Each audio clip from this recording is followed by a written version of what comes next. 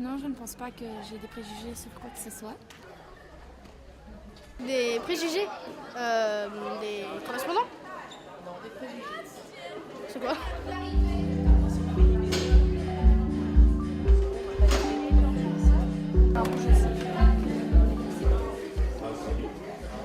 On est prêts. Les oiseaux pondent des œufs. Attends. Moi je dirais non. Moi je dirais vrai. Hein. Moi je dirais faux. Si. Non, tu avais raison. Seules les femelles pondent des œufs. Ah bah oui. Dans un couple, l'homme doit commander. Fait.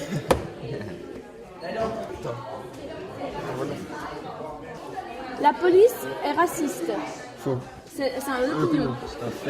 Non, c'est un opinion. C'est un opinion. Les handicapés font pitié.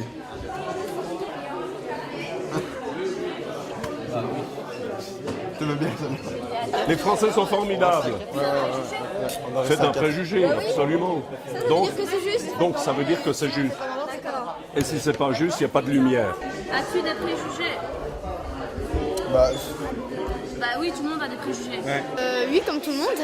Sinon, ce serait pas humain. ces préjugés peuvent inciter à la haine contre certains groupes. Préjugés sur les juifs. Préjugés sur les musulmans. Un garçon qui tombe amoureux d'un garçon, une fille qui tombe amoureuse d'une fille. C'est normal. Manger du jambon, beaucoup de juifs musulmans et un juif ne mange pas de porc. C'est normal pour moi, mais pas pour eux. Moi, je pense que c'est une exposition qui est indispensable pour les jeunes, parce que dans le milieu que fréquentent les enfants, généralement, ils ne se rendent pas toujours compte de la conséquence de leurs actes, de la façon de voir les choses, qu'ils puissent, par exemple, blesser ou mettre au banc de leur groupe tel ou tel enfant par une manière de parler ou par une façon de l'exclure, ne fût-ce que par la gestuelle. Ils ne se rendent pas compte, des stéréotypes qu'ils colportent des fois, qu'ils ont entendus par rapport à des adultes qui ont pris position pour telle ou telle chose.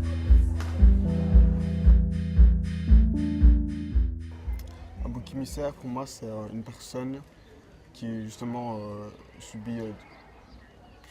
C'est d'une façon ou d'une autre quelqu'un qui n'arrive pas à se faire respecter.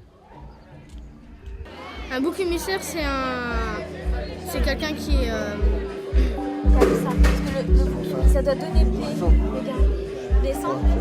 Ah. C'est quoi le but? Il y a plus Il est où le P? Je ne sais pas pourquoi il y a des personnes qui font ça, qui prennent des boucs émissaires. Oui, souvent à l'école surtout. Par exemple, il y a des personnes qui sont battues alors qu'elles n'ont rien fait et les professeurs les punissent alors qu'elles n'ont rien fait, c'est injuste. Pour la première, pourquoi l'agresseur accuse-t-il le bouc émissaire? Parce qu'il est en train de... Non, parce que regarde, c'est là. Il ne faut pas être accusé lui-même. Deuxième question, pourquoi les spectateurs n'agissent-ils pas plusieurs réponses possibles? Parce qu'ils ont peur de devenir victimes à leur tour. Mais en fait, on a beaucoup de préjugés et voilà. Et parfois, il faut nous démontrer que c'est faux parce qu'on peut les croire, ces préjugés-là. Il faut faire la différence entre les préjugés et les jugements. Les vrais jugements. Les jugements réfléchis.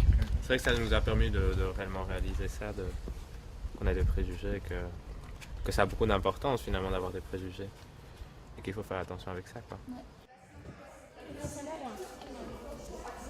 Tu respectes l'autre, tu désapprouves la discrimination. La construction est à la fois ludique, mais elle réserve beaucoup de surprises.